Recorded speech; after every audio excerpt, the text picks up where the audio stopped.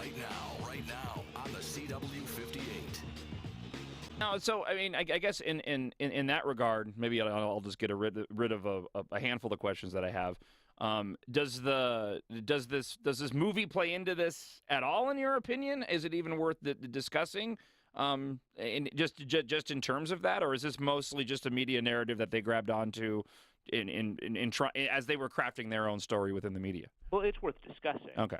Because number one, even within Libya, it may have been used to rally the protests, which were used as a cover for the attack. But then when you look beyond Libya, look to the storming of the U.S. Embassy in Egypt, in Yemen. Today you have some further protests, and you even had protests yesterday in Tunisia. It seems as though those were motivated by this film. You have reports today of KFCs being torched. So the film probably has a ripple effect. It's just that the ripple effect probably doesn't extend to the attack in Libya. I watched 13 minutes of this film online.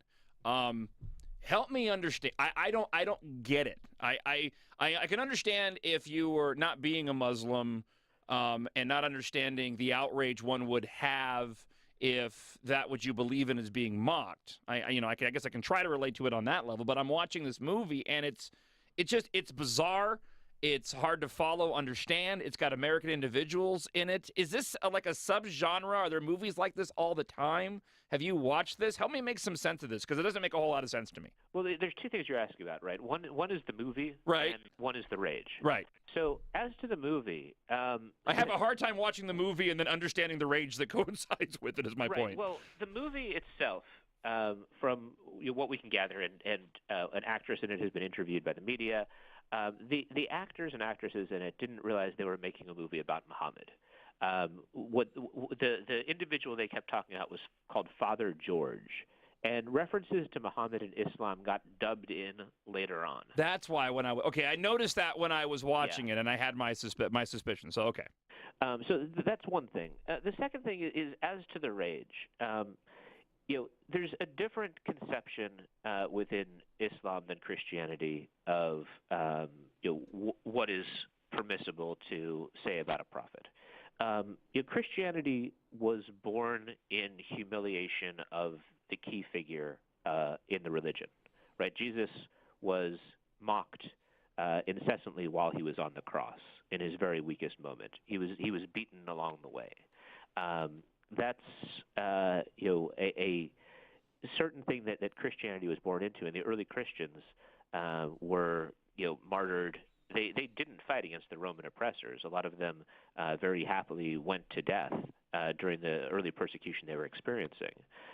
In contrast, within Islam, you had Muhammad mocked during the early part of the faith while he was first preaching in Mecca.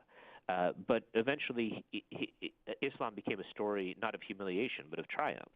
He was able to gather an army during his time in Medina. He came back into Mecca victorious.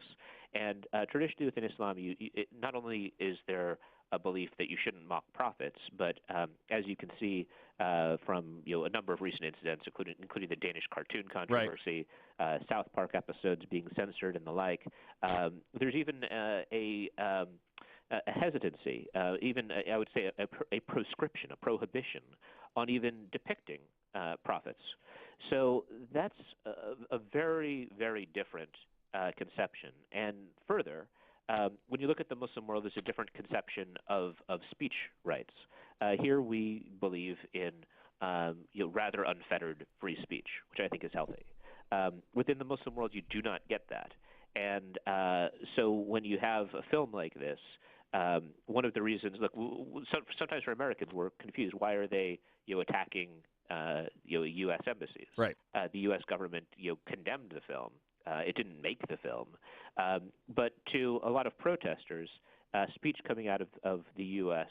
is attributed to the government because it's something that the government allows. It's a very different conception of speech rights. One more question just on the film, just briefly. Who is this film made for? What is there any way to know the intent? This person who made the film obviously dubbed in the references to Muhammad, unbeknownst to the actors. who was he making this film for? Was he doing it just to outrage the Muslim community? Who was this person? I really can't say. I have. Okay. I mean, we know who the person was, and that in itself is a very interesting story. But as to the purpose, the reason why he made this and what his intended audience was, it's entirely unclear. It's not like you're going to see it over at the Cannes Film Festival or something to this effect. All right, let me get back to what's happening in Libya right now. Anything to the reports that the U.S. had credible information 48 hours prior that something was going to happen? I know that was a story in The Independent this morning. Right, that's just come out. And one problem with the Independent story is it's very thinly sourced. I have no idea who the officials are who provided information. It's sourced to senior diplomatic sources. It's not even clear if they're British or American. That's something which should be investigated. There's always going to be an after-action report when something like this happens. The consulate was very scantily protected on the 11th anniversary of the 9/11 attacks, and that's something that is definitely worth looking into, especially if there was a warning in advance that something like this could go down. But really, it's too early to say that there were warnings and that something definitively went wrong for that reason. Is there any way, or what is the response, or what's the best response in a circumstance like this? And let me go back to when this first started and a bunch of calls that we got, because you have this ambassador who was killed. We've got the identification of other Americans who were killed in this, and we have callers going, we need to respond. We need to respond. I'm sitting back and looking at it going, how do you respond to a mob? How do you go and pinpoint and try to hold somebody, held accountable and have justice served in a situation like this? I'll leave it with that, and I'll let you comment. One thing I would say to that is that the actor here isn't a mob. Okay. Right. There was a mob that attacked the consulate, but there's two separate groups. One is the protesters, right, the mob. The other is the people who, according to reports, number about 20 jihadis who attacked the consulate with grenades, rocket launchers, and the like. Those are very different groups. So retaliation would not be so much against the protesters. I mean, the fact that the protesters attacked the embassy is problematic. But if you're going to respond, you should respond against the jihadi group. But I actually think that you absolutely do need to respond. As to what we do, look, there's my colleague Jonathan Rue has a good post up at Gunpowder and Lead, which I write for, about tactical patience. He was a Marine, actually still is in Marine Reserves, and what he points out is that within the military, you learn that rapid response can be a dangerous thing. Sometimes it's much better to wait and assess a situation. I agree with him. I think that in particular, Romney's immediate condemnation of the Obama administration for being too weak, that was not the way to go about debating this.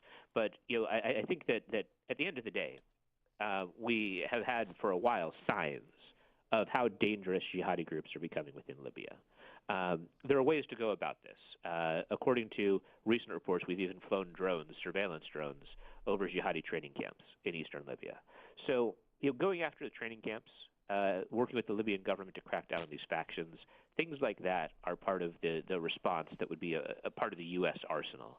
But I really do think it's too early to say exactly what the course of action should be, because there's a lot of facts that we don't know. But the U.S. did move some vessels out to Libya, and I think that's not a bad thing at all. I think that moving the military into the area, not to attack the Libyan government, but to have a little bit more of a force presence there is a good idea. And I think at the end of the day, we do need to respond, and we will respond. Daveed Gartenstein, Ross, one more question before I let you go. I was listening to America's Morning News on before my show. They had Catherine Herridge on, and they asked her the question, where does this go from now? You have the further protests that were taking place, and she made the comment of, really got to watch the next 72 hours to find out, how things are going to shape up.